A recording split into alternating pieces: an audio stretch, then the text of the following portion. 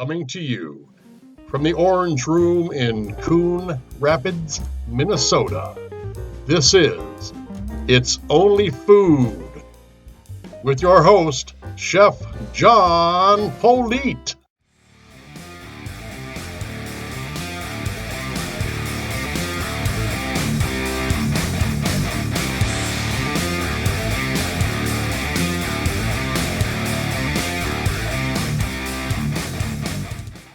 Welcome back to It's Only Food. For those of you tuning in for the first time, It's Only Food is a cooking show where a professional chef, me, Chef John Politte, attempt to show you, the viewer at home, how to create restaurant quality food with restaurant quality flavor, all without the hassles or the headaches involved with cooking and preparing a meal.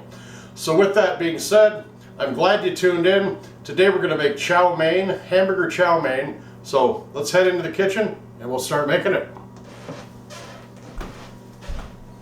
All right, well, let's tuck on in here and see what our ingredients are going to be for the show today and what we're going to need to make it. So what we're going to do is we're going to start out with we have about a pound of hamburger. We have carrots, diced celery, diced peppers, diced onions, fresh ginger, fresh garlic, chicken base, about 2 cups of flour, chow mein noodles, and we have our rice going in the old trusty rice cooker. So join us and we will be right back. All right, as always, we have our trusty pan here. I'm going to turn it on to medium-high heat, let that warm up. Today we are making a hamburger chow mein. Sometimes this is molded into a casserole dish and put into it's called a hot dish up here in Minnesota. Most everywhere else in the world it's called a casserole. But we're just going to put it up on top of some rice when we plate it up. We're not going to mix it all up into a casserole dish. The rice would go into the dish with it. So I'm going to take the ground hamburger. I love these because I can make hamburger patties. I'm sure you've seen these before. That way I can just go right out to the barbecue. I don't have to sit there and make hamburger patties. But this is about a 1/4 pound in each one. So I'm just going to cover these up with the lid, let them cook so you don't have to listen to me yak. All right, well, I'd like to take a break right now from what we're doing right now to give a special shout out to a fantastic young lady over on another channel. Her name is Misha at Misha's Corner. I have never seen food look so beautiful and amazing. And you just smell it coming out of your computer. It just looks and smells fantastic. I'm not kidding you.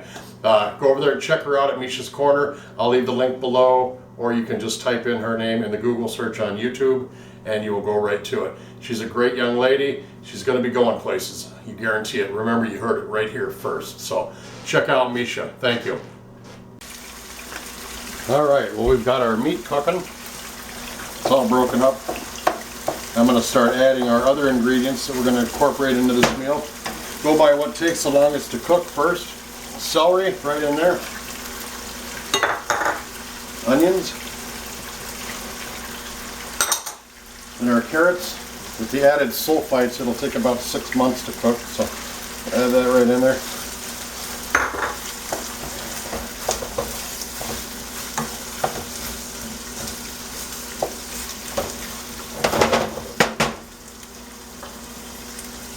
Peppers.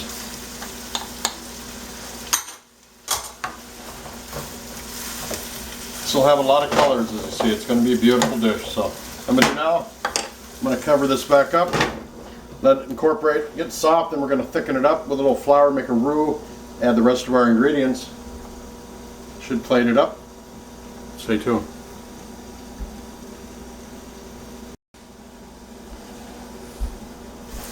Alright, well, everything's kind of in there in the pan, getting soft and tender. You can add it, or less time to it, if you want to keep a little bit of a crunch to your celery and your vegetables. But at this point, I'm going to turn the heat down just a little bit. Add about a tablespoon or teaspoon, somewhere in there, fingertip of fresh garlic.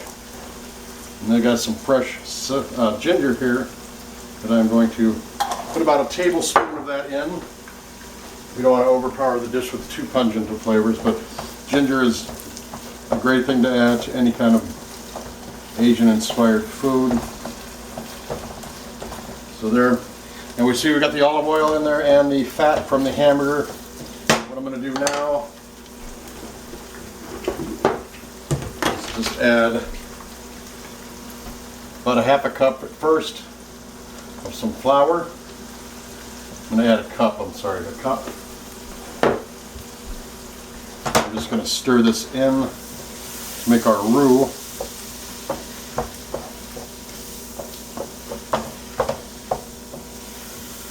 I'm going to cook that roux a little bit so it sets up to do its job as the thickening agent.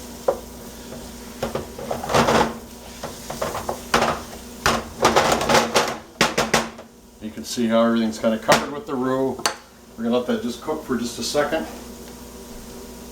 Oh, I don't want to do that. And I'm going to add some water to it.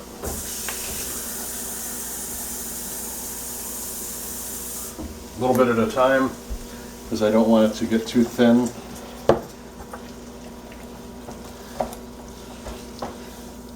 In the wok, when they make you a stir fry in a Chinese restaurant, they add cornstarch, a little bit of cornstarch into the middle.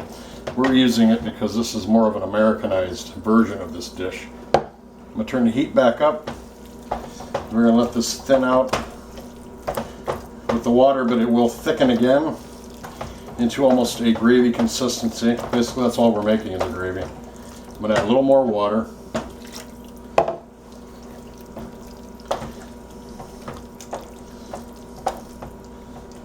A lot of people add cream of mushroom and cream of chicken soup to this. To get to this point, I am staying away from the soups because I'm just trying to teach you how to make it from scratch a little more. But there's absolutely nothing wrong with using cream soups if that's what you want to do.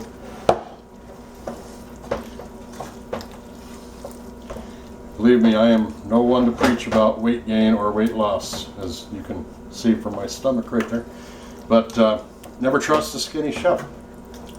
And I'm going to add the rest of this water.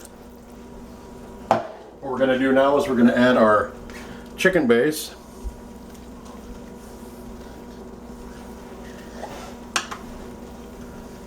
I'm going to go probably that much, whatever you think that is. Oh, I want to scratch up my pan there. And then of course, I got about 5 tablespoons of soy sauce. That's going right in there too. We're going to stir this up. Now it's starting to look like a Chinese dish, huh? Now at this point too, you could just throw your rice right on in there and eat it like a one dish meal or one pot meal, one pan skillet meal, I think is what they call it.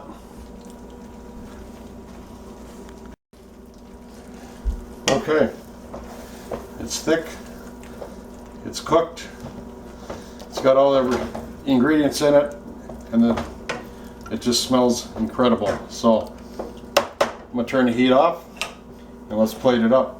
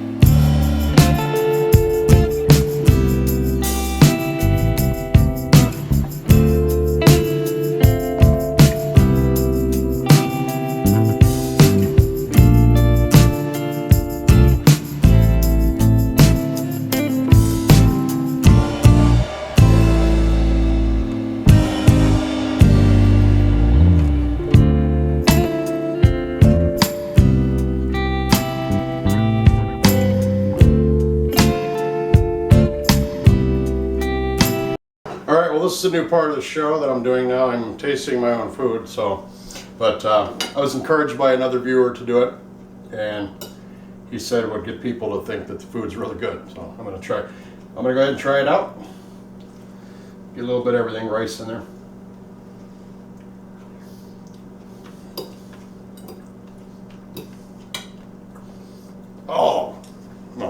kidding.